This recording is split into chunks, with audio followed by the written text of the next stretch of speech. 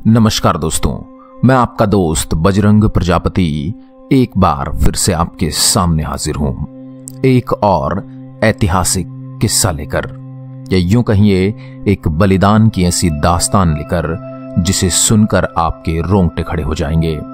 जी हां, हम बात कर रहे हैं चित्तौड़गढ़ की उस भूमि की जो हमेशा से वीरांगनाओं और वीरों के लिए प्रसिद्ध रही है।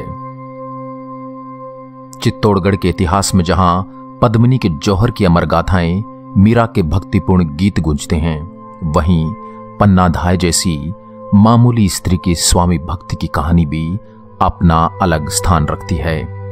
और वह हर उस देशभक्त को प्रेरणा देती है जो अपने देश के लिए सर्वस्व निछावर करने की इच्छा रखता है। बात तब की है जब चित्तौड़गढ़ का किला आंतरिक विरोध व षड्यंत्रों में जल रहा था। मेवाड़ का भावी राणा उदय सिंह किशोर हो रहा था।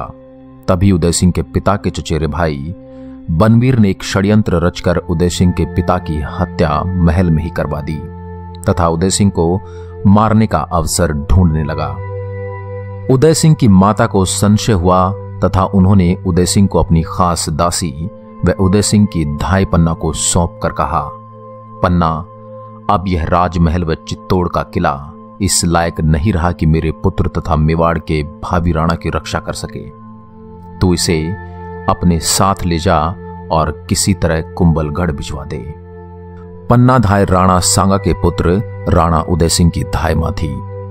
पन्ना धाय किसी राज परिवार की सदस्य नहीं थी। अपना सर्वस्व स्वामी को अर्पण करने वाली वीरांगना पन्ना धाय का जन्म कमेरी गांव में हुआ था। राणा सांगा के पुत्र उदय सिंह को मां के स्थान पर दूध पिलाने के कारण पन्ना धाय मां कहलाई। पन्ना का पुत्र चंदन और राजकुमार उदय सिंह साथ साथ बड़े हो रहे थे। उदय सिंह को पन्ना ने अपने पुत्र के समान पाला था। पन्ना धाय ने उदय सिंह की मां रानी कर्मावती के सामूहिक आत्म बलिदान द्वारा स्वर्गारोहण पर बालक की परवरिश करने का दायित्व संभाला था। पन्ना ने पूरी लगन से बालक की परवरिश और सुरक्षा की। पन्ना चित्तौड़ के कुंभा महल में रहती थी। चित्तौड़ का शासक दासी का पुत्र बनवीर बनना चाहता था। उसने राणा के वंशजों को एक एक कर मार डाला। बनवीर एक रात महाराजा विक्रमादित्य की हत्या करके उदय सिंह को मारने के लिए उसके महल की ओर चल पड़ा। एक विश्वस्त सेवक द्वारा पन्ना धाय को इसकी पूर्व सूचना मिल गई। पन्ना राजवंश और अपने कर्तव्यों के प्रति सजग थी। वह उदय सिंह को बचाना चाहती थी। उसने उदय सिंह को एक बांस की टोकरी में सुलाकर उसे झूठी पत्तलों से ढककर एक विश्वास पात्र सेवक के साथ महल से बाहर भेज दिया। बनवीर को धोखा देने के उद्देश्य से अपने पुत्र को उदय सिंह के पलंग पर सुला दिया। बनवीर रक्त रंजित तलवार लिए उदय सिंह के कक्ष में आया और उसके बारे में पूछा। पन्ना ने उदय सिंह के पलंग की ओर संकेत किया जिस पर उसका अपना पुत्र सोया था। बनवीर ने पन्ना के पुत्र को उदय सिंह समझकर मार डाला। पन्ना अपनी आंखों के सामने अपने पुत्र के वध को अविचलित रूप से देखती रही। बनवीर को पता न लगे इसलिए वह आंसू भी नहीं बहा पाई। बनवीर के जाने के बाद अपने मृत पुत्र की लाश को चूमकर राजकुमार को सुरक्षित स्थान पर ले जाने के लिए निकल पड़ी। स्वामी भक्त वीरांगना पन्ना धन्य है जिसने अपने कर्तव्य पूर्ति में अपनी आंखों के तारे पुत्र का बलिदान देकर मेवाड़ राजवंश को बचाया। पुत्र की मृत्यु के बाद पन्ना उदय सिंह को लेकर बहुत दिनों तक सप्ताह शरण के लिए भटकती रही, पर दुष्ट बनवीर के खतरे के डर से कई राजकुल जिन्हें पन्ना को आश्रय देना चाहिए था, उन्होंने पन्ना को आश्रय नहीं दिया। पन्ना जगह जगह राजद्रोहियों से बचती, कतराती तथा स्वामी भक्त प्रतीत होने वाले प्रजाजनों के सामने अपने को जाहिर करती भटकती रही। कुंभलगढ़ में उसे यह जाने बिना कि उसकी भवित व्यथा क्या है शरण मिल गई। उदय सिंह किलेदार का भांजा बनकर बड़ा होने लगा। 13 वर्ष की आयु में विवाड़ी उमराव ने उदय सिंह को अपना राजा स्वीकार कर लिया और उसका राज्याभिषेक कर दिया। उदय सिंह 1542 में मेवाड़ के वैधानिक महाराणा बन गए। तो दोस्तों, ये थी कहानी पन्ना धाय की, जिन्होंने अपने पुत्र के बलिदान से मेवाड़ की धरती को सींचा, मेवाड़ के राजवंश को सींचा और अपनी स्वामी भक्ति और देशभक्ति का अप्रतिम नमूना पेश किया।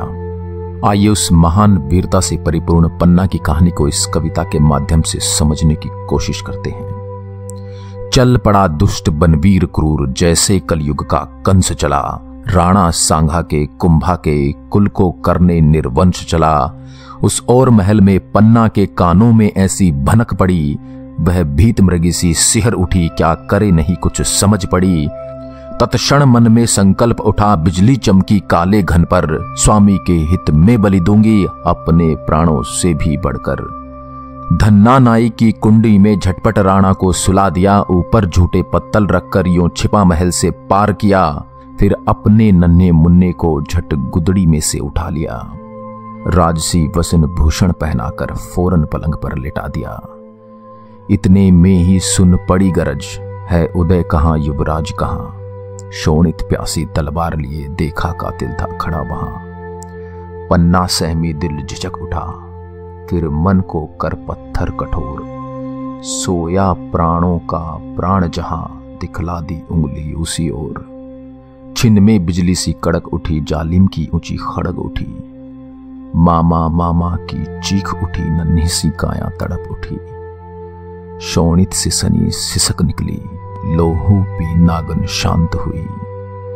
एक नन्हा जीवन दीप बुझा, एक गाथा करुण दुखांत हुई। जब से धरती पर मां जन्मी, जब से मां ने बेटे जन्मे, ऐसी मिसाल कुर्बानी की देखी न गई जग जीवन में। तू पुण्यमयी तू धर्ममयी, तू त्याग तपस्या की देवी। धरती के सब हीरे पन्ने तुझ पर वारे पन्ना देवी।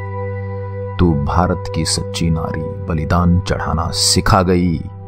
तू भारत की सच्ची नारी, बलिदान चढ़ाना सिखा गई। तू स्वामी धर्म पर देश धर्म पर हृदय लुटाना सिखा गई। तू स्वामी धर्म पर देश धर्म पर हृदय लुटाना सिखा गई।